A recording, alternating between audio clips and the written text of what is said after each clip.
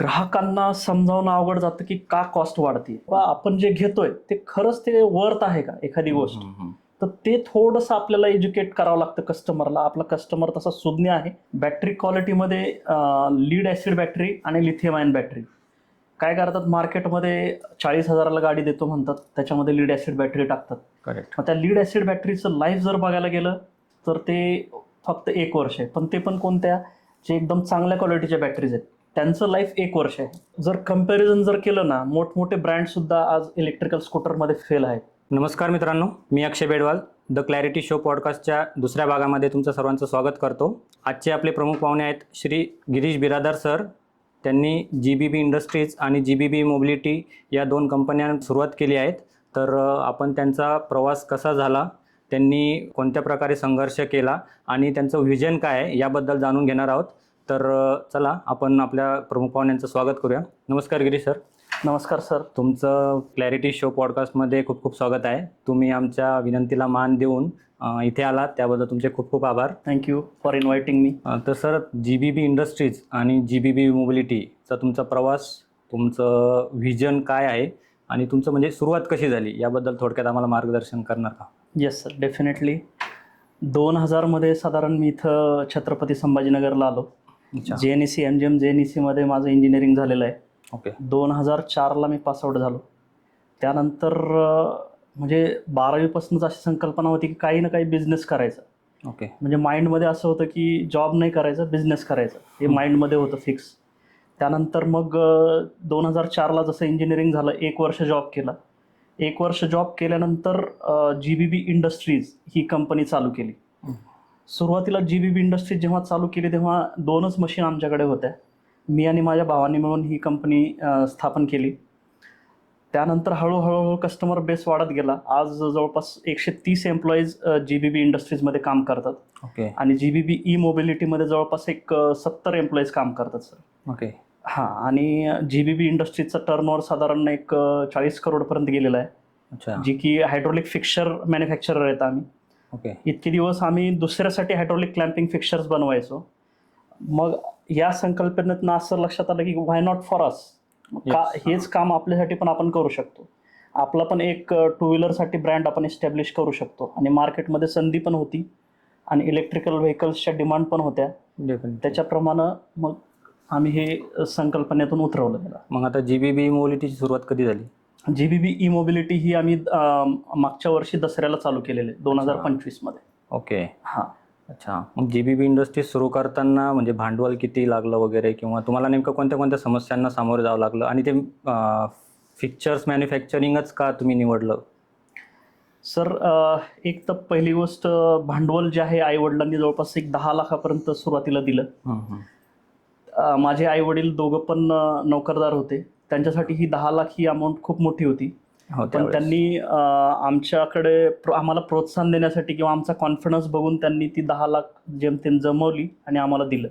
आणि मग आम्ही GBB इंडस्ट्रीज ही चालू केली. त्यामुळे ते म्हणजे नेमकं फिक्स्चर्सच का तुम्ही निवडले मार्केटमध्ये? सर, माझे काका जे होते ते सेम फील्डमध्ये होते. आम्ही त्यांच्याकडे पाहून मोठे झालेलो होतो. हायड्रॉलिक क्लॅम्पिंग फिक्सर्समध्येच होते. त्यांच्याकडे पाहून आम्ही मोठे झालो. त्यांच्याकडे 1 वर्ष सर्व्हिस केली आणि मग हा स्वतःचा उद्योग चालू केला. अच्छा. मग आता सध्या जी समजा युद्धजन्य परिस्थिती वगैरे आहे, मग त्याचा सध्या काही परिणाम झाला का बिझनेसवर? Definitely sir. यामध्ये काय होतं की मेजर जो परिणाम होतो तो ट्रान्सपोर्टेशनवरती होत असतो सर. म्हणजे ऑइलच्या प्राइजेस वाढल्या, ट्रान्सपोर्टेशन ऑलमोस्ट डबल होऊन जातं.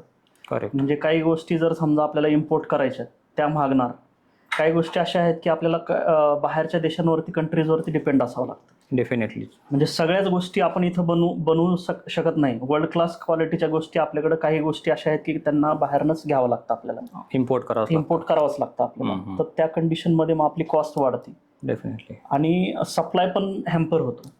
मग म्हणजे सध्या GBB इंडस्ट्रीजचे जे क्लायंट्स आहेत ते फक्त इंडिया बेस्डच आहे का काही फॉरेन बेस पण? नाही सर, आमचं GBB इंडस्ट्रीजमध्ये हायड्रॉलिक क्लॅम्पिंग फिक्सर्समध्ये जे आहे जवळपास 30% एक्सपोर्ट आहे. अच्छा. हां. आणि आपण सगळ्या वर्ल्ड क्लास प्रॅक्टिसेस आपण करतो. जसं की ISO 9001 आहे आपलं, ज्यामध्ये की डिझाईन आणि मॅन्युफॅक्चरिंग असं आपल्याला ISO आहे. GBB ई मोबिलिटीमध्ये सुद्धा 9001 आहे, डिझाईन आणि मॅन्युफॅक्चरिंग ओके. ह्या सगळ्या आपण सिस्टीम्स एकदम प्रॉपर फॉलो करूनच दोन्ही कंपन्या चालवतो सर आपण. मग एक कंपनी चालवत असताना हे युद्धजन्य स्थितीमध्ये नेमका जास्त फटका कशाला बसतो, म्हणजे ग्राहकांवर काय परिणाम होतो? ग्राहकांना समजावणं अवघड जातं की का कॉस्ट वाढते. हां. आता समजा मी एखाद्या गाडीची प्राइस सांगितली 70,000 रुपये, एखाद्या गाडीची प्राइस सांगितली, तर ग्राहकांना आपण जेव्हा म्हणतो की गाडीच्या प्राइस वाढलेल्या आहेत, 75,000 झाली, 72,000 झाली समजा गाडीची प्राइस, तर तिथं जस्टिफाय करायला ग्राहकांना जस्टिफिकेशन द्यायला फार अवघड जातं. करेक्ट. कारण ग्राहकांना वाटतं की बाबा नाही, हा 2 महिन्याखाली तर ह्या गाडीची प्राइस 70,000 होती, 70,000 होती. मग आता हे 75,000 72,000 का म्हणतायत. Correct. मग इथं थोडंसं मग काय होतं की ग्राहक नाराज होतो या कंडिशनमध्ये. डेफिनेटली. हां. मग आता तुम्ही 2 सेगमेंटमध्ये काम करता. एक जीबीबी इंडस्ट्रीज हे पूर्ण B2B सेगमेंटमध्ये हो, आलं सर. आणि जीबीबी ई मोबिलिटी B2C म्हणजे Right. Business to customer. Right. दोघांमधला फरक तुम्हाला काय जाणवला? म्हणजे कोणासोबत डील करणं जास्त अवघड आहे, म्हणजे डायरेक्ट बिझनेस सोबत डील करणं अवघड आहे का डायरेक्ट कस्टमर सोबत डील करणं अवघड आहे? खरं बघायला गेलं तर इनिशियल लेवलला दोन्ही कंडिशनला अवघडच आहे. जेव्हा आम्ही जीबीबी इंडस्ट्रीज चालू केली ती होती B2B. B2B. कंपन्यांनी अक्षरशः आम्हाला एंट्र्या भेटत नव्हत्या कंपन्यामध्ये. अच्छा. समजा एखादी कंपनीमध्ये आम्हाला ऑर्डर घ्यायची आहे, तर आम्हाला वॉचमनच मध्ये जाऊ द्यायचं नाही. मग ओके. मग आम्ही काय करायचो, पार्किंगमध्ये वेट करायचो एखाद्या मॅनेजरचा, त्यांना फोटोज दाखवायच्या. अच्छा. मग असं करून करून आम्ही त्याला मार्केट केलं. ओके. मग एंट्रीज मिळवल्या मोठमोठ्या कंपन्यांमध्ये. मग असा हळूहळू वाढत गेला हा. आणि एक जीबीबी इंडस्ट्रीज एक नावारूपाला आलेली कंपनी आहे. हम्म. इंडियामध्ये पहिल्या 2-3 कंपन्यांमध्ये फिक्चर मॅन्युफॅक्चररमध्ये आज आमचं नाव आहे सर. ओके. हां. आणि तसंच आम्हाला जीबीबी ई मोबिलिटीला पण करायचं आहे. आमचं टार्गेट आहे same GBB e mobility quality price wise एकदम चांगलं झालं पाहिजे, जसं आज आमचं जीबीबी इंडस्ट्रीज फिक्चरिंगमध्ये नाव आहे. बरोबर. मग आता तुम्ही जवळपास तुम्हाला 20-25 वर्ष झाली इंडस्ट्रीमध्ये. Yes. मग भारतात बिझनेस करताना, व्यवसाय करताना डोकेदुखी काय असते नेमकी, म्हणजे कस्टमरची डिमांड आणि मार्केट यापैकी म्हणजे नेमकी डोकेदुखी काय आहे मार्केटमध्ये? तर बघायला गेलं ना, आपल्या इंडियामध्ये बिझनेस करणं खरंच इंटरेस्टिंग आहे, कारण एवढं मोठं मार्केट आपल्याला भेटतं. डेफिनेटली.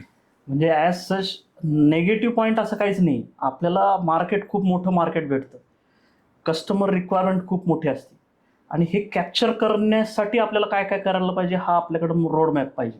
करेक्ट. जर रोड मॅप जर आपल्याकडे रेडी असेल ना, तर आपलं एवढं चांगलं मार्केट खरंच कुठंच नाही. आता करोनासारखी एक परिस्थिती आपण सोडून देऊ, पण बाकी कंडिशनला जास्तीत जास्त आपल्या इंडियामध्ये एखादा महिना स्लॉग असतो. अच्छा. खूप काही जरी झालं ना, समजा मार्केट डाऊन आलं, काही जरी झालं, जास्तीत जास्त एखादा महिना मार्केट डाऊन असतं. करेक्ट. पण आपलं इंटरनल मार्केटच एवढं चांगलं आहे ना की एखादा महिना झाल्यानंतर लगेच ग्रीप पकडतं. अच्छा. किंवा फॉरेनमध्ये जसं एकदमच मंदी आली, 5-6 महिने एकदमच मार्केट झोपून जातं, तसा प्रकार आपल्या इंडियामध्ये होत नाही. करेक्ट. कारण आपले सण आहेत, त्यावेळेस खरेदी करतातच आपल्याकडे. म्हणजे आपल्याला हॅबिट्स आहे की बाबा पर्टिक्युलर सणांना वगैरे खरेदी करायची, किंवा असं मार्केट आपलं एकदम चांगलं सेल्फ बिल्ड मार्केट आहे आपलं. म्हणजे डिपेंडन्सी बाहेरच्या मार्केटवरती फार कमी आहे. डेफिनेटली. पण बाहेरचं तसं जर बघितलं तर बाहेरच्या देशांमध्ये 5-6 महिने इम्पॅक्ट होतो, तोच इम्पॅक्ट आपल्या इंडियामध्ये 1 महिना आहे. म्हणजे हा आपला प्लस पॉईंट म्हणलं तरी चालेल. पण आपल्या इथला जो कस्टमर आहे तो व्हॅल्यू ड्रिव्हन जास्त आहे, म्हणजे त्याला प्राइसिंग एकदम मिनिमल कमी प्राइसिंग मध्येच त्याला कोणती पण वस्तू तिथं आपल्याला थोडंसं आपल्या कस्टमरला आपल्याला एज्युकेट करावं लागेल असं मी म्हणेन. जेव्हा आपण एखादी गोष्ट आपण आपल्या इंडियन मार्केटमध्ये सेल करतो, तर प्राइस हा एक प्रकार जो आहे की बाबा आपण जे घेतोय ते खरंच ते वर्थ आहे का एखादी गोष्ट, तर ते थोडंसं आपल्याला एज्युकेट करावं लागतं कस्टमरला. आपला कस्टमर तसा सुज्ञ आहे, पण मग आपल्याकडनं एफर्ट्स टाकावे लागतात. सुरुवातीला हा स्ट्रगल आहे आपल्या इंडियामध्ये जो आहे ना, आपल्या कस्टमरला एज्युकेट करणं, का आपली प्राइस तेवढी आहे किंवा का एखाद्या प्रोडक्टची प्राइस अशी आहे, हे एज्युकेट करावं लागतं आपल्याला कस्टमरला. करेक्ट. हां. सुरुवातीला ह्या जे समस्या आहे याला तुम्ही कसं टॅकल करतात? याला एकमेव पर्याय म्हणजे मार्केटिंग करणे आहे सर. मार्केटिंगमध्ये इम्प्लिमेंट करून कस्टमरला एज्युकेट करणं, आपल्या गाडीची प्राइस का अशी आहे, किंवा मग आपल्या हायड्रोलिक क्लॅम्पिंग फिक्चर्स, आता फिक्चर्समध्ये तर वेल नोन आहेत आम्ही क्वालिटीबद्दल, आम्ही प्राइस जी देतो ते कस्टमर ॲक्सेप्ट करतात. करेक्ट. हां. मग ज्यावेळेस क्वालिटीचा प्रश्न येतो आणि प्राइसिंगचा प्रश्न येतो, मग जर समजा प्राइसिंग जर कमी करायची तर मग क्वालिटीला ऑटोमॅटिकली आपल्याला कॉम्प्रोमाइज करावं येणारच लागतं. सर, येणारच. आता काय असतं की एक प्राइसिंग असते की विदाऊट मार्केटिंग एक प्राइस असते. करेक्ट. आणि मोठमोठे ग्रुप्स कसे आहेत जे ब्रँड झालेले आहेत समजा, ते ब्रँड काय करतात, मार्केटिंगला 50% खर्च करतात. डेफिनेटली. म्हणून त्यांची खूप प्राइस जे आहे खूप जास्त असते. जास्त असते. पण आपलं एक लिमिटेड बजेट घेऊन आपण सामान्य लोकांना परवडेल अशी आपण एक बाईक डेव्हलप किंवा स्कूटर डेव्हलप करायचं आपण त्यामधनं एक ठरवलं जेणेकरून फायनल ग्राहकाला मिनिमम याच्यामध्ये स्कूटर भेटेल असं एक आपलं टार्गेट आहे. हां, मग जर समजा आता आपल्या स्कूटरचं आणि जे मार्केटमध्ये सध्या ब्रँड म्हणून आहेत ऑलरेडी, त्यांच्यामध्ये जर कम्पेअर जर केलं तर सर जर कम्पॅरिझन जर केलं ना, मोठमोठे ब्रँड सुद्धा आज इलेक्ट्रिकल स्कूटरमध्ये फेल आहेत. तुम्ही बघताय की कुठलंही जर मोठं एखादं ब्रँडचं शोरूम घेतलं तर तिथं बॅटऱ्यांसाठी मोटर्ससाठी एकदम असे कस्टमरचे ढीगच्या ढीग आणून पडलेले आहेत. बरोबर. पण सच ॲज जर बघितलं GBB ई मोबिलिटी प्रायव्हेट लिमिटेडला जर बघितलं तर आमच्या मागच्या 2 महिन्यापासून एक पण कस्टमर कंप्लेंट नाही आहे सर आमची. अच्छा. म्हणजे ह्या पद्धतीनं आम्ही आमच्या प्रोडक्टला बिल्ड केलेलं आहे. आमचा जो 25-30 वर्षाचा जो एक्सपिरियन्स आहे आम्ही त्याच्यामध्ये पूर्णतः टाकलेला आहे. आणि काय होतं की आमच्या कंपनीमध्ये क्लोज लूप व्यवस्थित होतं. समजा कस्टमरकडनं एखादी कंप्लेंट आली तर त्याचं व्हायवा ॲनालिसिस म्हणजे हे का होतंय बाबा हे ॲनालिसिस पटकन होतं आणि त्याच्यावरती ॲक्शन पटकन घेतली जाते. म्हणजे जॅपनीज प्रॅक्टिस ज्या आहेत ना त्या आम्ही व्यवस्थित पद्धतीनं फॉलो करतो. म्हणजे आतापर्यंत जितक्या पण सेल झाल्या त्यातल्या कंप्लेंट्स खूपच कमी म्हणू शकतो आपण किंवा नाके बरोबर असं म्हणू शकतो आपण. अच्छा. सुरुवातीला 1-2 महिन्यामध्ये छोट्या मोठ्या कंप्लेंट्स होत्या त्याच्यावरती पण आम्ही मात केली. आता फॉर एक्झाम्पल जर सांगायचं गेलं तर एक्सेलरेट करताना ते पूर्णच रोटेट व्हायचं. मग आम्ही त्याला काय केलं एक छोटासा स्क्रू इम्प्लिमेंट केला त्याच्यामध्ये आणि त्याच्यानंतर ती कस्टमर कंप्लेंट परत कधीच नाही आली. आम्ही आमच्या एंडला जवळपास 2 वर्षापासून ट्रायल करत होतो आम्ही, तरी पण छोट्या मोठ्या कस्टमर कंप्लेंट्स आल्या सुरुवातीला 1-2 महिन्यामध्ये आणि आम्ही त्या आता जवळजवळ 0 आहे. मागच्या 2 महिन्यापासून एक पण कस्टमर कंप्लेंट नाही सर आपल्या स्कूटरमध्ये. अच्छा. मग आता जर समजा तुम्ही स्कूटर मॅन्युफॅक्चरिंग करता तर मग तो जो काही स्पेअर पार्ट्स वगैरे जे काय आहेत त्याची क्वालिटी आणि त्याचं इम्पोर्ट एक्सपोर्ट ते कसं म्हणजे मॅनेज करता? सर टायर्स जे आहेत ते आपण MRFचे वापरतो. ते ARI अप्रूव्ड आहेत. त्याच्यामध्ये 5 वर्षाची टायरची MRFची वॉरंटी इटसेल्फ. अच्छा. बॅटरीची वॉरंटी आपली 3 वर्ष आहे. आता काय होतं ह्याच्यामध्ये अजून एक बॅटरी वॉरंटीमध्ये प्रकार काय होतो की मोठे मोठे जे ग्रुप्स आहेत समजा ते काय करतात की 60,000 किलोमीटर किंवा 8 वर्ष असं काहीतरी करून म्हणजे ग्राहकाला ते वेगळ्या डायरेक्शनला घेऊन जातात. ऍक्च्युअल जर बघायला गेली तर लिथियम आयन ही जी बॅटरी आहे ही सध्या आता सगळ्यात चांगल्या क्वालिटीची बॅटरी जर असेल तर लिथियम आयन आहे. करेक्ट. त्याचं चार्ज आणि डिस्चार्ज जे असतं ते 1000 ते 1200 सायकल्स असतं. याच्या पलीकडं कुठल्याच कंपनीचं लिथियम आयन जर सेल घेतला तर तो 1200 ते 1500च्या पुढे जात नाही. चार्ज आणि डिस्चार्ज एवढीच सायकल असते त्याची. पण मोठ्या कंपन्या काय करतात की मी 8 वर्षाची वॉरंटी देतो /60,000 किलोमीटर. तसं बघायला गेलं तर आपली गाडी 1,00,000 किलोमीटर चालते 3 वर्षामध्ये. डेफिनेटली 1,00,000 किलोमीटर चालते ते आपण देतोय. पण ग्राहकाला दिशाभूल करायचं काम हे बाकी कंपन्या करतात जे आपण करत नाही. आपण एकदम इथिकल बिझनेस करतो. जे आहे ते रोखोक असतं आपलं. ग्राहकांना एकदम चांगल्या क्वालिटीचं मटेरियल देणं, व्यवस्थित ट्रान्सपरंटली ट्रान्सफर करणं, ह्या सगळ्या गोष्टी आपण बिल्ड करतो. आमचं फिक्चरिंगचं बॅकग्राऊंड आहे. आम्ही तिथं पण आमच्या ग्राहकांना कधीच असं म्हणजे आडेवेडे घेऊन किंवा काहीतरी बॅकलॉग मागून काहीतरी अटी टाकून असं कधीही काम केलेलं नाही. आम्ही एकदम इथिकल बिझनेस केलेला आहे. तेच प्रॅक्टिसेस आम्ही GBB ई मोबिलिटीमध्ये करतो सर. अच्छा. मग हे जे समजा बॅटरी त्याला इलेक्ट्रिक बाईकचं म्हणजे एक प्रकारे हृदयच मानलं जातं. Yes sir. आणि तेच जर समजा चांगल्या क्वालिटीचं जर नसेल तर त्या बाईकची समजा जी लाईफ आहे ती ऑटोमॅटिकली डाऊन होणारच आहे. मग जर बॅटरीचं जर समजा आपल्याला चांगली ठेवायची क्वालिटी चांगली बॅटरी घ्यायची तर मग आपल्याला इम्पोर्टच करावं लागत असेल. हा सर. आता याच्यामध्ये काय आहे की लिथियम आयन जे सेल्स आहेत त्याचं जे रॉ मटेरियल आहे लिथियम आयन हे रॉ मटेरियल फक्त चायनाकडं अवेलेबल आहे. त्याच्यामध्ये काय होतं की जगामधल्या 90% खाणी ज्या आहेत त्या चायनाने ऑक्युपाय केलेल्या आहेत. म्हणजे फक्त त्यांच्याच देशामध्ये का त्यांनी जे त्यांनी बाहेर पण आफ्रिकेमध्ये म्हणा किंवा दुसऱ्या देशामध्ये जिथं जिथं लिथियम आयनच्या खाणी आहेत त्या 90% जगातल्या 90% खाणी चायनाने अक्वायर केलेल्या आहेत. त्याच्यामुळे त्यांच्याकडनं आपल्याला ऍटलिस्ट सेल परचेस करावा लागतो आपल्याला आजच्या घडीला. म्हणजे बाकी जगाकडे दुसरा लिथियम आयनसाठी पर्याय नाही आहे सध्या तरी.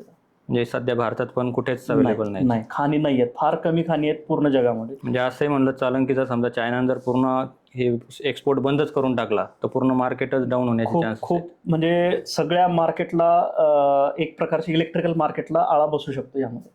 नाही फक्त इलेक्ट्रिकल सेगमेंटच नाही पण आता जसं चायनाचं जे वर्ल्ड स्ट्रक्चर वगैरे आहे ते तर पूर्णच मार्केटला डाऊन करायसाठी पुरेसं असं वाटतं. Yes sir. यामध्ये कसं आहे काही लोकल कंपन्या आलेल्या आहेत, तरी पण रॉ मटेरियलसाठी चायनावरती डिपेंड आपल्याला राहावं लागतं.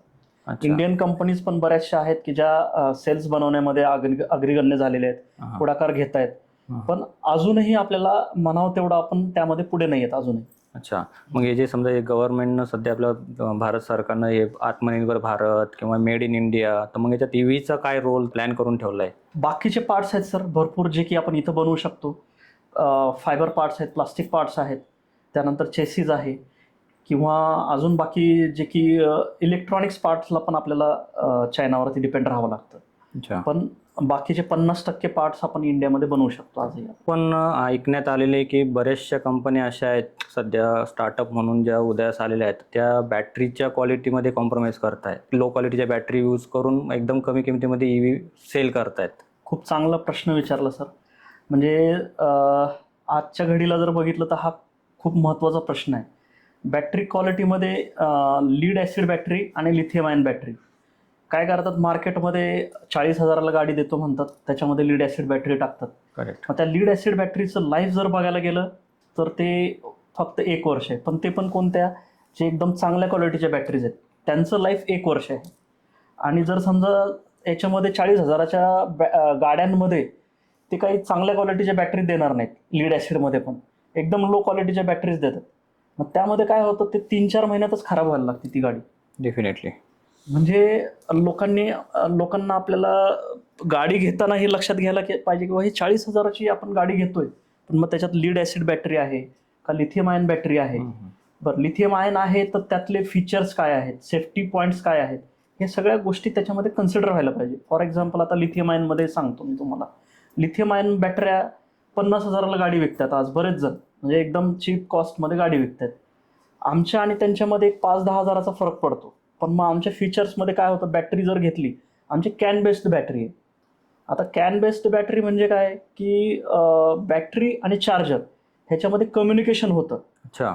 समजा बॅटरी फुल चार्ज झाली की ऑटो कट होती. ओके. हे फीचर पण बाकी लोक देतात. पण अजून एक महत्त्वाचं फीचर काय की बॅटरी जर समजा गरजेपेक्षा जास्त गरम झाली, फुल चार्ज न होता गरजेपेक्षा जर गरम जास्त झाली, तर ती त्यावेळेस पण ऑटो कट होतं. जे कॅन इनेबल चार्जर असते. कॅन इनेबल चार्जर प्लस तेच कॅन बॅटरीचं गाडीसोबत पण ऑपरेट होतं. त्याच्यामध्ये बॅटरी पर्सेंटेज दिसतं आपल्याला गाडीवरती. ओके. मग ह्या बॅटरी पर्सेंटेजवरनं आपण आपली गाडी किती किलोमीटर जाणार हे आपण प्रिडिक्ट करू शकतो. आता टू व्हीलरमध्ये ही फॅसिलिटी बघायला गेलं तर फार कमी लोकांकडे आहे की आपली गाडी किती किलोमीटर जाणार हे जवळजवळ कुठल्या ब्रँडमध्ये नाही दिसत. पण बरेचसे लोक म्हणजे मार्केटिंग त्यावेळेस 150 किलोमीटर 200 किलोमीटर एका चार्जमध्ये आमची स्कूटर हे जाते. मग ते कसे म्हणजे ते करतात? मग ते प्रिडिक्शन आहे सर. ते काय झालं, ते प्रिडिक्शन झालं. पण आपलं दिसतं की पर्सेंटेज समजा 100% आहे तर 100 किलोमीटर जाईल, 50% आहे तर 50 किलोमीटर जाईल, किंवा वेगवेगळे व्हेरियंट आहेत त्याच्यानुसार पर्सेंटेज वाईज आपल्याला लक्षात येतं की ही गाडी आपली एवढी किलोमीटर जाईल. जी की फक्त 4 व्हीलरमध्येच फॅसिलिटी असते. 4 व्हीलरमध्ये जर बघितलं आपण तर त्याच्यामध्ये दिसतं की 40 किलोमीटर इट कॅन गो, आपल्याला 4 व्हीलरमध्ये दिसतं. सेम फॅसिलिटी आपल्याला कॅनमुळं आपल्या 2 व्हीलरमध्ये दिसते. डिस्प्लेमध्ये दिसतं. हा एक महत्त्वाचा मुद्दा आहे त्याच्यामध्ये. ओके. मग हा जो फीचर आहे हे बऱ्याचशा गाड्यांमध्ये अवेलेबल नाही आहेत. लोकल ज्या गाड्या तुम्ही घेतायत ना, त्या गाड्या खरंच तुम्हाला प्राइस टू वर्थ आहेत का? याच्यामध्ये काय होतं, 50,000ला तुम्ही गाडी घेता, पण त्याच्यामध्ये हे सगळे सेफ्टी फीचर्स, गव्हर्नमेंट अप्रुव्हल्स नसतात. ती गाडी चालते 40-45 स्पीडनी आणि त्याला CIRT मानांकन नसतं किंवा ARI अप्रुव्हल नसतं. ॲक्च्युअल बघायला गेलं तर 25च्या स्पीडच्या खाली जर असेल तर त्याला गव्हर्नमेंट अप्रुव्हलची गरज नाही आहे. पण आजकाल काय होतं की मार्केटमध्ये असं चालू आहे की विकून द्या, 40-45ची स्पीड जरी असेल तरी ग्राहकांना पण एज्युकेशन नसतं की बाबा ही गव्हर्नमेंट अप्रुव्हल पाहिजे याला. मग त्यामध्ये ग्राहक एज्युकेट नसल्यामुळे ग्राहक पण फसतो घेऊन. त्याला नंबर प्लेट यायला पाहिजे, RTOचं अप्रुव्हल असायला पाहिजे, ARIचं किंवा CIRT अशा चांगल्या संस्थांचं सेफ्टीचं मानांकन असायला पाहिजे. जर 25च्या स्पीडच्या जर पुढे गेली ना गाडी तर त्याला हे सगळे मानांकन आवश्यक आहेत. करेक्ट. पण आता सध्या जर बघितलं तर सर्रास म्हणजे 40-45च्या स्पीडच्या गाड्या सुद्धा विदाऊट RTO विकण्यात येत आहेत. मग त्यांना RTOची म्हणजे ते पासिंगची रजिस्ट्रेशनची गरज नाहीच आहे का?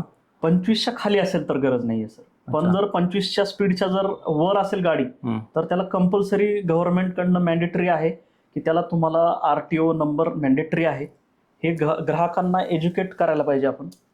की 25च्या स्पीडच्या जर समजा पुढे असेल गाडी तर त्याला कंपल्सरी मॅन्डेटरी आहे आरटीओचं अप्रुव्हल लागेल, CIRT मानांकन लागेल किंवा ARIचं अप्रुव्हल लागेल. डेफिनेटली. पण हे सगळं आजकाल कसं आहे की ते एकदम म्हणजे आंधळा अंडरकव्हर काम चालू आहे. आंधळा कारभारच म्हणतात हा. त्याला, आंधळा कारभार चालू आहे. म्हणजे फक्त आपल्या महाराष्ट्रात चालू आहे का पूर्ण इंडियामध्ये पूर्ण चालू आहे? इंडियामध्ये हे असंच चालू आहे सर.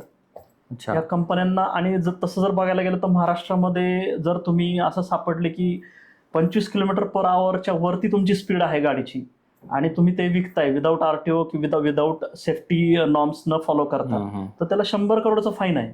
100 करोडचा. 100 करोडचं फाईन आहे सर. तरी पण ह्या कंपन्या कसं काय हिंमत करतात किंवा ग्राहकांना ते समजायला पाहिजे की बाबा आपण कुठली गाडी घेतोय, हे सगळं ग्राहकांना एज्युकेशन पाहिजे.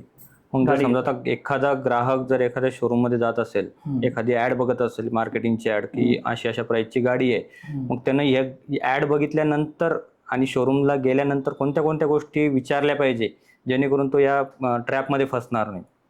सगळ्यात पहिला क्वेश्चन, CIRT किंवा ARI मानांकन गाड्या आहेत का? ते कसं समजेल आपल्याला?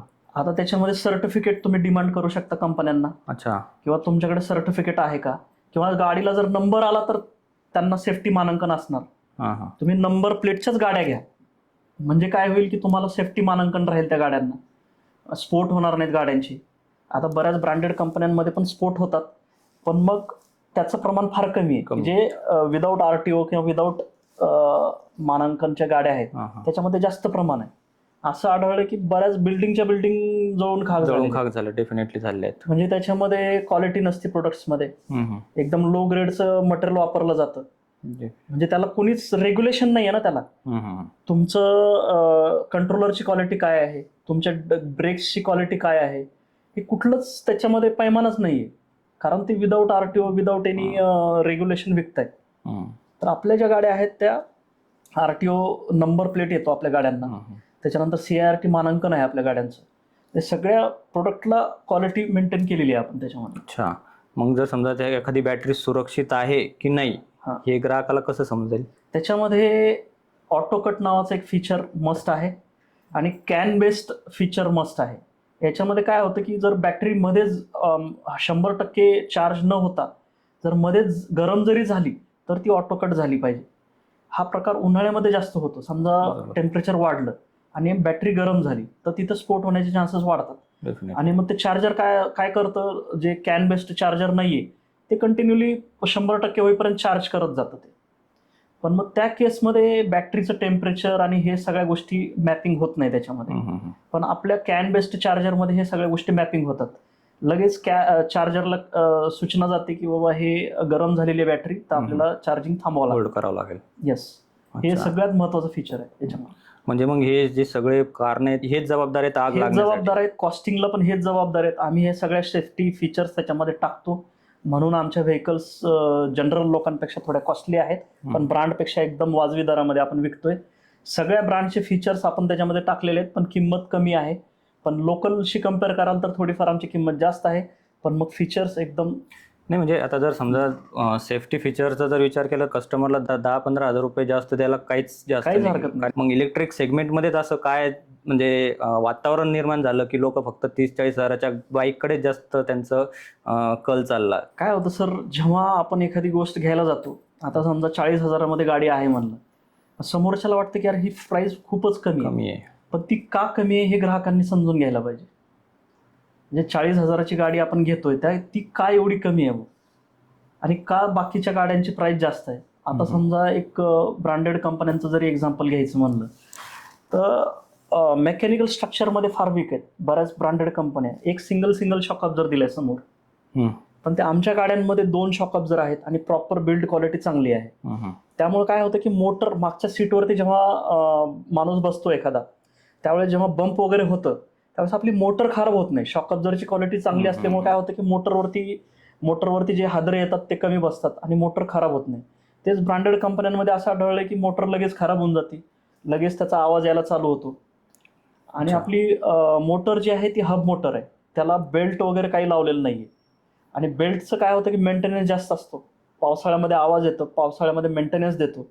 व्हेअरॅज आपल्या गाडीला बेल्ट नाहीये, डायरेक्ट हब मोटर आहे. मग ह्या फीचरमुळे काय होतं की आपलं मेंटेनन्स पार्ट कमी होतो.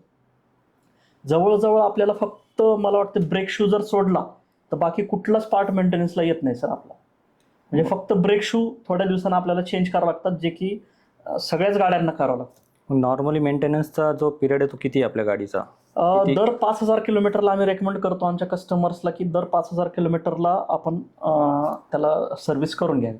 अच्छा, तोपर्यंत आपण एकदम सेफली चालू शकतो. एकदम सेफली चालू शकतो. मग आता समजा आता मान्सून सुरू होणार आहे, पावसाळा सुरू होणार आहे, तर पावसाळ्यामध्ये कोणते सेफ्टी फीचर्स पाहिजे की जेणेकरून गाडीला आपला प्रॉब्लेम नाही येणार? तर आता तुम्ही चांगला क्वेश्चन विचारला सर. त्यामध्ये काय होतं की IP67 नावाचा एक नॉर्म आहे, ज्याच्यामध्ये आपली गाडी जर 2 तास पूर्ण पाण्यात जरी भिजवून ठेवली, म्हणजे पूर्ण पाण्यात जरी टाकली आपण, डीप केली पूर्ण, तरी आपल्या कुठल्याच पार्टला प्रॉब्लेम येत नाही. हे आपलं टेस्टिंग अप्रुव्हल आहे आपलं IP67. IP67. Yes sir. Okay. हे एक मानांकन असतं. हे ग्राहकांसाठी फार समजणं गरजेचं आहे सर अच्छा. याच्यामध्ये. मग बाकीच्या कंपन्यांना पण IP67 असतं, हां. पण जे नॉन ब्रँडेड किंवा जे विदाऊट एनी परमिशन्स विकतात त्याच्यामध्ये हे फीचर्स नसतात. मग त्याच्यामध्ये त्या गाड्यांना इंडिकेटर्सला प्रॉब्लेम येणे, एखादं वायरिंग सर्किट जळणे, असे प्रकार होतात. मोठ्या कंपन्यांमध्ये पण बेल्टचा प्रॉब्लेम येतो पावसाळ्यामध्ये. समजा बेल्ट ड्रिव्हन आहेत मोठ्या कंपन्यांमध्ये, काय आहेत बऱ्याचशा काय आहेत, जवळपास सगळ्याच गाड्या बेल्ट ड्रिव्हन आहेत. मग आपली गाडी कशी चालते? आपली डायरेक्ट हब मोटर आहे, डायरेक्ट व्हीलला आपली मोटर कपल आहे, त्याच्यामध्ये बेल्टचा पार्टच नाही, एक्सटर्नल म्हणजे काहीच नाही. मग त्याच्यामध्ये काय होतं, मेंटेनन्स कमी होतो, बेल्टचा आवाज जो येतो तो काही प्रकार नाही असणार आपल्या गाडीमध्ये. ओके. आणि थोड्या दिवसानं काय होतं की ते एकदम चुई चुई असा आवाज देतं, असा प्रकार होतो, किंवा मग खराब होतं डायरेक्ट बेल्ट. मग तो प्रकार सगळा व्हेनिश होऊन जातो. म्हणजे आपली गाडी जर बघितली ना, बेअर मिनिमम प्राइस मध्ये सगळ्यात चांगल्या फॅसिलिटीज आपण आपल्या गाडीमध्ये दिलेल्या आहेत. अच्छा, म्हणजे मग तुम्ही इतकं सगळं फॅसिलिटी देतायत, म्हणजे तुमची काय संकल्पना होती बाबा आपण इतक्या सेगमेंट सगळ्या गोष्टी चांगल्या देऊ आणि एकदम प्राइसिंग एकदम मिनिमल ठेवू? आम्ही डे 1 पासून आमचं विजन असं होतं की ग्राहकाला जे पण द्यायचं ते एकदम परफेक्ट द्यायचं. म्हणजे लो क्वालिटी कधीही आम्ही देत नाही सर. GBB इंडस्ट्रीज आम्ही 2005ला चालू केली, आजही आम्ही त्याच तोडीचं आम्ही देतो. उलट आपल्याकडे आता मशिनरीज एकदम ॲडव्हान्स झालेल्या आहेत. त्या जेव्हा सुरुवात केली होती त्यावेळेस मशीन्स ॲडव्हान्स नव्हत्या, तरी पण आपण कधी क्वालिटीला कॉम्प्रोमाइज नाही केलं. ज्या गोष्टी आमच्याकडे इनहाऊस नव्हत्या त्या गोष्टी आम्ही बाहेरून करून घेतल्या, पण क्वालिटी कधीच कॉम्प्रोमाइज नाही केली. सेम धोरण आपण इलेक्ट्रिकल व्हेकलच्या सेगमेंटमध्ये पण इम्प्लिमेंट करतो. आपण क्वालिटीला कधीच कॉम्प्रोमाइज नाही करत. क्वालिटी ही एकदम चांगलीच द्यायची ग्राहकाला, आणि बेअर मिनिमम आपलं प्रॉफिट कसं कमी करून जास्तीत जास्त चांगल्या सुविधा ग्राहकांना देता येईल हे आपलं उद्देश आहे सर. मग आता GBB मोबिलिटी फक्त गाडी असेंबल करते का पूर्ण मॅन्युफॅक्चरिंग युनिट? सर आपलं असेंब्ली युनिट आहे, K111 मध्ये आपलं असेंब्ली युनिट आहे, आणि ते फुल्ली असेंब्लीसाठी डेडिकेटेड आहे. आपण आपल्या सप्लायर्स कडनं पार्ट्स परचेस करतो आणि आपण असेंबल करतो. त्याची क्वालिटी कशी तुम्ही ठरवलेली आहे? आता समजा ॲलॉय व्हील आहे, ॲलॉय व्हीलच्या काही टेस्ट असतात त्या गव्हर्नमेंट अप्रूव्ड टेस्ट व्हायला पाहिजे. किंवा बॅटरीचं जरी बघितलं, बॅटरीमध्ये व्हायब्रेशन टेस्ट असते, गव्हर्नमेंट व्हायब्रेशन टेस्ट करतं. त्यानंतर ऑटो कट ऑफ झालं पाहिजे, हे मॅन्डेटरी आहे गव्हर्नमेंटच्या बॅटरी अप्रुव्हलसाठी. त्यानंतर बॅटरीचं टेम्परेचर वाढलं ते पण ऑटो कट झालं पाहिजे, हे पण मॅन्डेटरी आहे. हे सगळं गव्हर्नमेंट का करतं? तर गव्हर्नमेंट का करतं याचं रिझन काय आहे की ग्राहकांच्या सुरक्षिततेसाठी हे गव्हर्नमेंट करतं. ह्या सगळ्या गोष्टी तुमच्या गाडीमध्ये असल्या पाहिजेत. किंवा ब्रेक्सची क्वालिटी, ह्याच्या सगळ्या टेस्ट असतात, ब्रेकच्या टेस्ट असतात, किंवा मोटरच्या टेस्ट असतात. मोटरचं नॉईज लेवल एवढ्या RPM वरती हे नॉईज लेवलच्या खाली पाहिजे, नॉईज जास्त नाही आला पाहिजे, DB लेवल एवढाच पाहिजे. सगळ्या गोष्टीच्या टेस्ट असतात. 75 DB लेवलपर्यंतच मोटरचं नॉईज पाहिजे, त्याच्यावर नाही गेलं पाहिजे. हे सगळ्या टेस्ट पास करूनच आपण आपली गाडी बनवलेली. आणि प्रत्येक सप्लायरला पण जेव्हा आपण परचेस करतो ते सगळं गव्हर्नमेंटकडनं आपण अप्रूव्ह करून घेतलेलं आहे सगळं. ओके. म्हणजे जर समजा तसं आय डोंट नो होतं की नाही होतं, पण एखाद्या वेळेस समजा धाड पडली गव्हर्नमेंटची, तर आपण कुठेच सापडणार नाही. आपलं उद्देशच ते आहे सर, ग्राहकांना चांगलंच द्यायचं, सगळं गव्हर्नमेंट नॉर्म्स फॉलो करायचे. कुठेही आपल्याला चिटिंग करायची गरजच नाहीये. आपल्याला म्हणजे सगळं व्यवस्थितच काम करायचं, हेच इथिकल वेनी बिझनेस करायचा. आमचा मोटोच असा आहे की जो काही बिझनेस करायचा आहे ना, इथिकल वेनीच बिझनेस करायचा. कुठंच असं गडबड नाही करायची किंवा ग्राहकांना फसवेगिरी करायची, हे आमच्या इथिक्समध्ये बसतच नाही सर.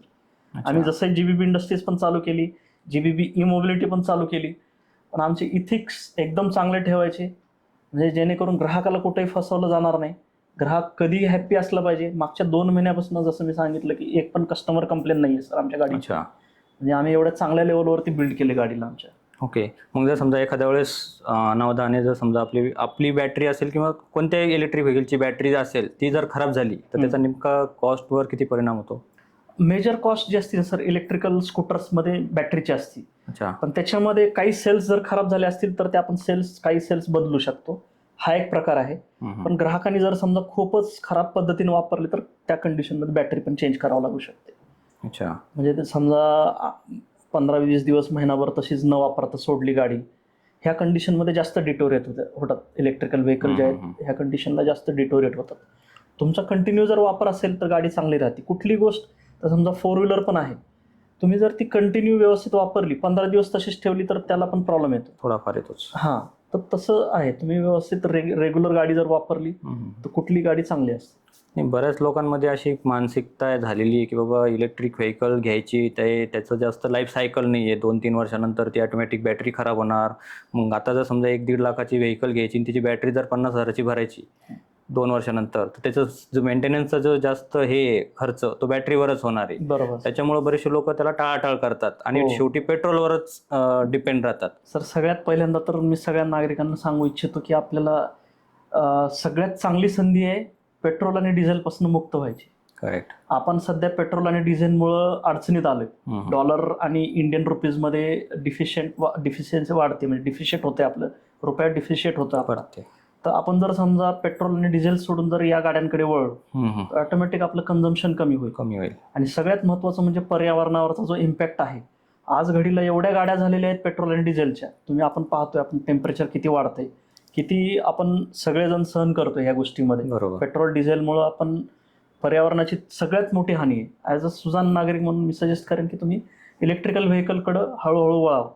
आणि त्याच्यामध्ये A013 नावाचं आमचं एक मॉडेल आहे, खूप चांगलं मॉडेल काढलेलं आहे आम्ही ग्राहकांसाठी. ते तुम्ही प्रिफर करू शकता. टेस्ट ड्राईव्हला येऊ शकता तुम्ही.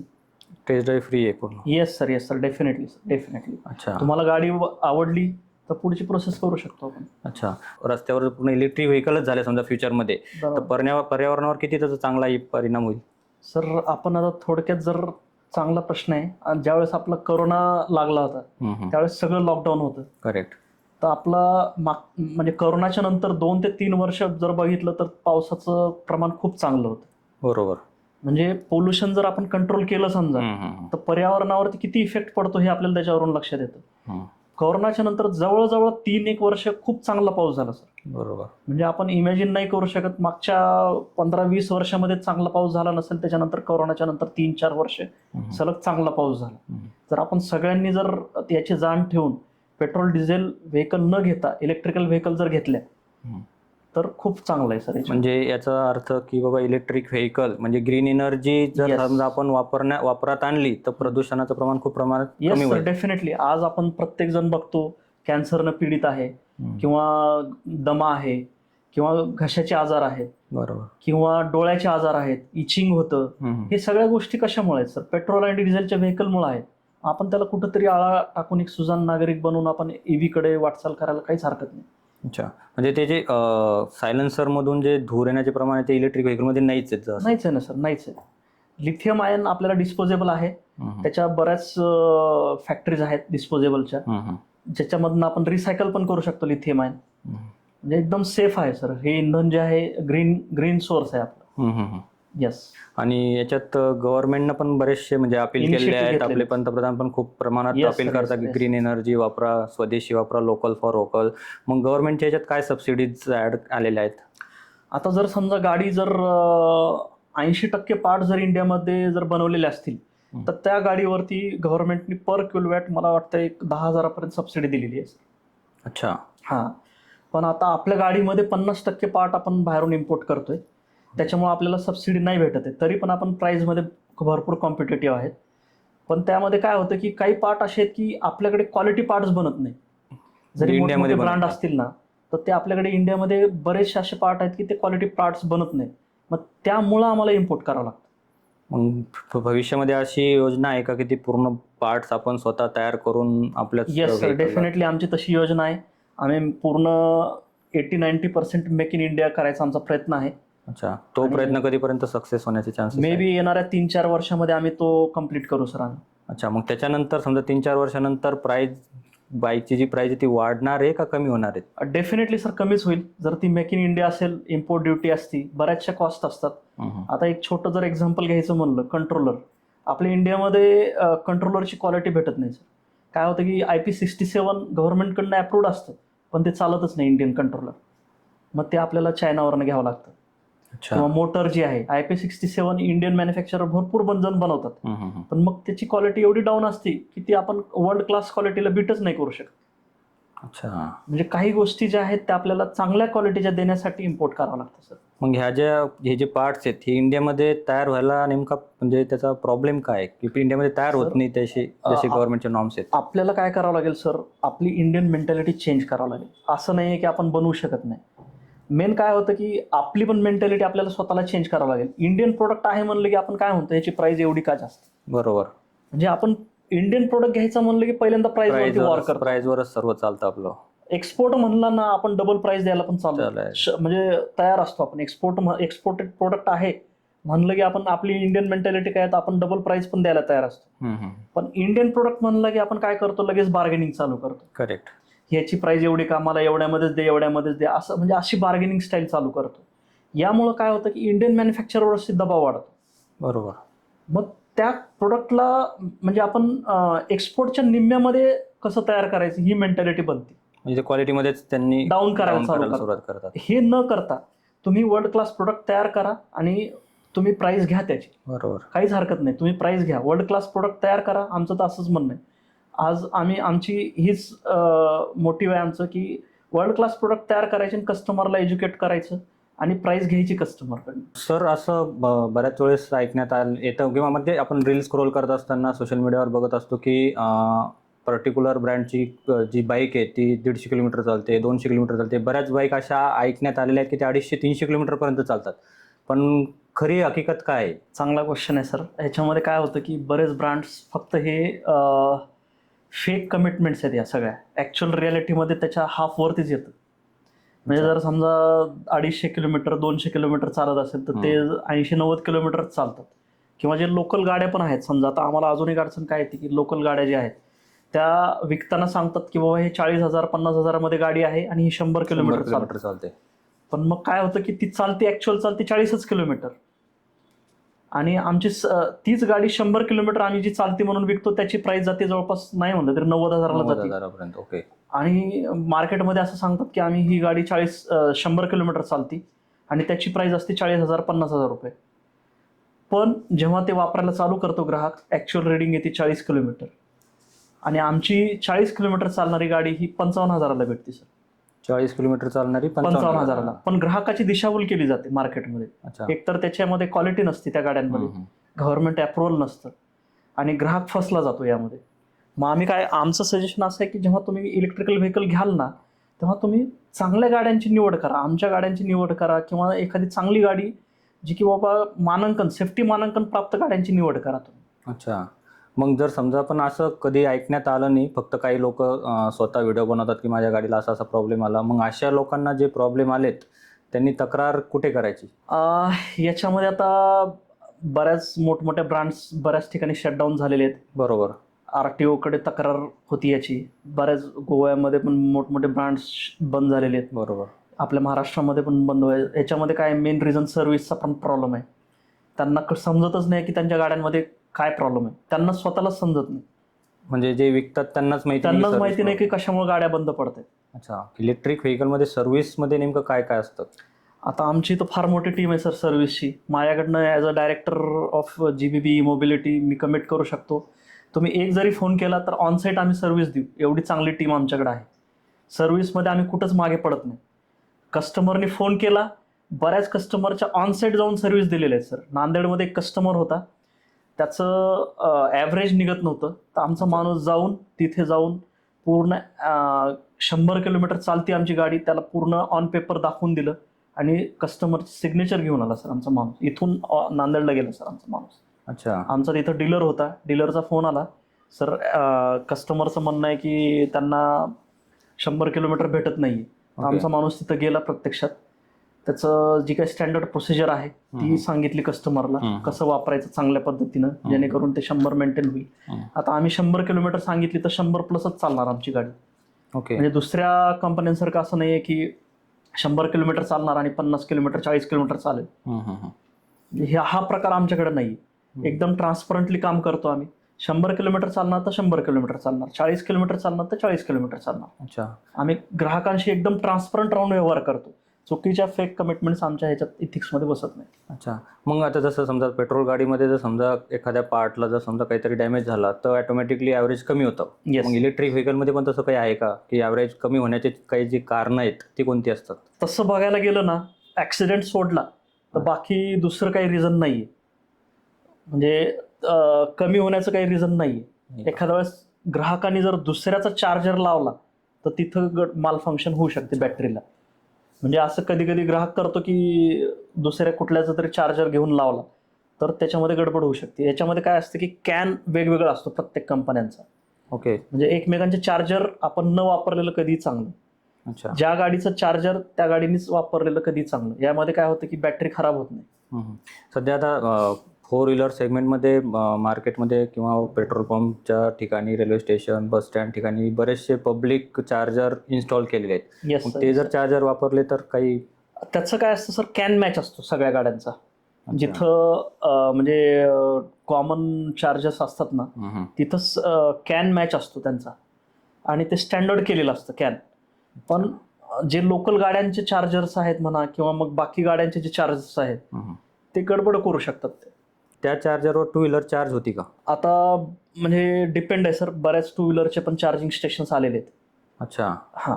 मग आपला तसा काही आहे का प्लॅन की फ्युचरमध्ये आपले? फ्युचरमध्ये येणाऱ्या 4-5 वर्षामध्ये आमचा प्लॅन आहे सर. डेफिनेटली आम्हाला ग्रो करायचं आहे. त्यामध्ये ग्राहकांचं योगदान पण मूल्य आहे. बरोबर, ते तर राहणारच. त्याशिवाय तर ते तर येस सर, थोडंसं हार्डच आहे अचीव करणं. Yes sir. मग सध्या GBB मोबिलिटीचं जे आपण विस्तार म्हणतो तो कुठपर्यंत झालेला आहे? आता आपली जवळपास 1.5 एकरमध्ये कंपनी आहे सर. आपला असेंब्ली प्लांट जो आहे तो जवळपास 1.5 एकरमध्ये आहे. तिथं नाही म्हणलं तरी एक 60-70 लोक काम करत आहेत. आणि मेंटेनन्स टीम आहे, त्यानंतर मार्केटिंग टीम आहे. असं एक 100 लोकांचा चांगला ग्रुप तयार झालाय सर आमचा. नेमकं कस्टमरची डिमांड काय इलेक्ट्रिक व्हेकलमध्ये? कस्टमरचं अडचण काय ती सर, एक तर कस्टमरला एकदम लो कॉस्ट पाहिजे. त्यांना कधी कधी असा येतो कस्टमर आमच्याकडे की नाही आम्हाला क्वालिटी नाही चालत, आम्हाला क्वालिटी नसली तरी चालते फक्त प्राइस पण प्राइस कमी पाहिजे. तर मला काय म्हणायचं कस्टमरला की तुम्ही अशा गाड्या घेऊ नका जे की सेफ्टी नॉर्म्समध्ये बसत नाही, त्याच्यामध्ये तुम्हालाच धोका आहे. म्हणून गव्हर्नमेंटने काहीतरी विचार करून त्याच्यावरती नॉर्म्स टाकलेले. बरोबर, हे पण लक्षात घ्यायला पाहिजे ग्राहकांनी. किंवा एखादा मग काही कस्टमर रेंज असे आहेत की एकदमच खूप कॉस्टली गाड्या घ्यायला जातात. बरोबर, तिथं पण सर्व्हिसला अडचण आहे. खूप कॉस्टली गाड्या घेऊन असं नाही की तुमचा प्रॉब्लेम सॉल्व्ह झाला त्याच्यामध्ये, असं पण नाही. बऱ्याच मोठ्या मोठ्या ब्रँडेड गाड्यांच्या अशा आहेत की त्या कस्टमर कंप्लेननी 1.5 2 महिने गाडी भेटत नाही कस्टमरला. म्हणजे सर्व्हिस सेंटरला वेटिंगवरच असतं. सर्व्हिस सेंटरला एकदम वेटिंग आहेत. आता कोल्हापूर साईडला मध्ये बरेच लोकांनी आवाज उठवला. म्हणजे कस्टमर 1.5 2 महिने गाडी देऊन गेला शोरूमला आणि त्यांना काहीच रिप्लाय नाही. पण आपला तसा प्रकार नाही. आपल्याकडे सगळे स्पेअर पार्ट्स अवेलेबल आहेत, सगळ्या गोष्टी इनहाऊस आहेत, आपल्याकडे सगळे अवेलेबल आहे. सर्व्हिस टीम खूप चांगली आहे आपली. अच्छा, एक्सपिरियन्स्ड सर्व्हिस टीम आहे. ओके. आणि आम्ही पॉझिटिव्हली करतो. मेन म्हणजे आमचा इथिकल वे ऑफ बिझनेस आहे. म्हणजे आम्हाला चांगलं नाव कमवायचंय ह्या फील्डमध्ये, म्हणून असा आम्ही विचार करून काम करतो. मार्केटमध्ये जे छोटे मोठे ब्रँड्स आहेत जे कमी किमतीमध्ये इलेक्ट्रिक व्हेकल सेल करतायत, त्यांच्या मागे त्यांची नेमकी मानसिकता कशी, म्हणजे ते का सेल करतायत? काय होतं सर, जे कमी किमतीमध्ये जे विकतात, समजा 40,000 50,000, समजा 50,000मध्ये किंवा 40,000मध्ये जे गाड्या विकतात त्याच्यामध्ये लिथियम आयन बॅटरी बरेच जण देतात 50,000मध्ये. अच्छा. पण त्यांची सेल जे वापरलेली असते ती रिफर्निश्ड सेल असतात. सेल म्हणजे बॅटरी जी असती, बॅटरीचे जे सेल बॅटरीचे सेल असतात त्याच्यामध्ये ते सेल रिफर्निश वापरतात. म्हणजे ते सेकंड क्वालिटी, म्हणजे वापरलेले सेल त्याला रिमेक करून परत ते वापरतात. मग त्यांची प्राइस काय होती, एकदम अर्ध्यावरती येते. मग त्यांची गाडीची क्वालिटी राहत नाही. 1 वर्षाची वॉरंटी देतात त्या केसमध्ये. आपण 3 वर्षाची वॉरंटी देतो, प्लस 1 लाख किलोमीटर आपण देतो त्याची वॉरंटी. ह्या सगळ्या गोष्टी त्या मीट होत नाहीत. ह्या सगळ्या गोष्टी ग्राहकांनी कन्सिडर करायला पाहिजे. रिफर्निश्ड सेलला जायचं का नवीन फ्रेश सेलला जायचं, जेणेकरून आपल्या गाडीची लाईफ चांगली राहील. पण मग ग्राहकांना या गोष्टी माहितीच नाही होत की ती सेल रिफर्बिश आहे का न्यू आहे. आता हे ग्राहकांनी सगळ्या गोष्टी विचार करून गाडी घ्यायला पाहिजे सर. जेव्हा तुम्ही जाल ना, त्याच्यासाठीच मी म्हणतो की ग्राहकांनी विचारायला पाहिजेत क्वेश्चन्स. तुमचे रिफर्निश सेल आहेत, 1 वर्ष का वॉरंटी, लिथियम आयनची जे सायकल असतात 1200 प्लसच सायकल असतात मिनिमम. अच्छा. तर मग ते 3 वर्ष तरी चालायला पाहिजे किंवा 5 वर्ष चालायला पाहिजे. मग हे एवढे कमी का चालतायत बा? 1 वर्ष का तुम्ही गॅरंटी देताय, वॉरंटी देताय? अच्छा. हे सगळे ग्राहकांनी सुज्ञ ग्राहक व्हायला पाहिजे असं मला म्हणायचं. तुम्हाला उगाच काहीतरी जायचं आणि परचेस करायचं, तुम्हाला कमी किमतीत भेटतंय म्हणून काही घेऊन यायचं, जे की आपल्याला नंतर कॉस्ट जास्त देईल. बरोबर. असं न करता मला ग्राहकांना म्हणायचं की बा तुम्ही थोडासा विचार करून त्याला खरेदी करा. अच्छा. मग जर समजा आता एखाद्याला समजा आता मला जर इलेक्ट्रिक व्हेकल घ्यायची आहे, तर मी नेमके कोणत्या कोणत्या गोष्टीवर जास्त लक्ष ठेवलं पाहिजे आणि त्या गोष्टीचं एक नॉलेज घेतलं पाहिजे? सगळ्यात पहिल्यांदा तर एकदा टेस्ट ड्राईव्ह करून घ्या तुम्ही त्या गाडीची. एकदम स्मूथ असली पाहिजे ती गाडी. जेव्हा तुम्ही टेस्ट ड्राईव्ह घेता ती एकदम तुम्हाला स्मूथ फील आला पाहिजे. आमच्या गाडीचा एकदम स्मूथ फील येतो. जेव्हा तुम्ही टेस्ट ड्राईव्ह घ्याल ना, त्या गाडीचा एकदम स्मूथ फील येतो. नॉईज वगैरे नसायला पाहिजे. जेव्हा तुम्ही गाडी चालवता तेव्हा त्याच्यामध्ये कुठल्याही प्रकारचा अब्रप्ट नॉईज नसायला पाहिजे. ही एक पहिली रिक्वायरमेंट आहे. दुसरी रिक्वायरमेंट आहे बॅटरीची. त्या बॅटरीमध्ये सगळे सेफ्टी फीचर्स पाहिजेत, जे गव्हर्नमेंटने अप्रूव्ह केलेले फीचर्स आहेत.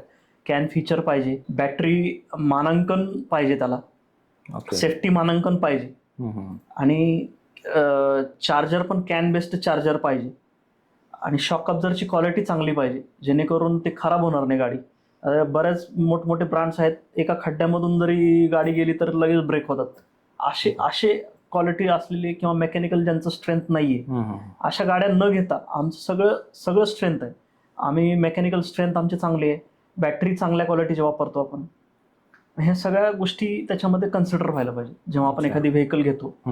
किंवा सेफ्टी फीचर्समध्ये बघायला गेलं तर आमची व्हर्टिकल स्टँड जर असेल समजा, तर गाडी चालू होत नाही. सेफ्टी फीचर्समध्ये म्हणजे गाडी चालूच होत नाही. जर साईड स्टँड जर व्हर्टिकल पोझिशनला असेल तर ते आपली गाडी चालू होत नाही. ह्याच्यामध्ये काय होतं की लेडीजला सगळ्यात जास्त हा चांगला फीचर, लेडीज काय जेंट्सला पण म्हणता येईल आपण, जेव्हा गाडी आपण साईड स्टँड चालू समजा व्हर्टिकल पोझिशनला असेल आणि आपण गाडी टर्न घेतली चालू असताना, तर एकदम दणका बसू शकतो आणि माणूस पडू शकतो. बरोबर. पण आपल्या गाडीमध्ये असं फीचर दिलेलं आहे की आपण व्हर्टिकल पोझिशनला जर साईड स्टँड असेल तर गाडीच चालू होणार.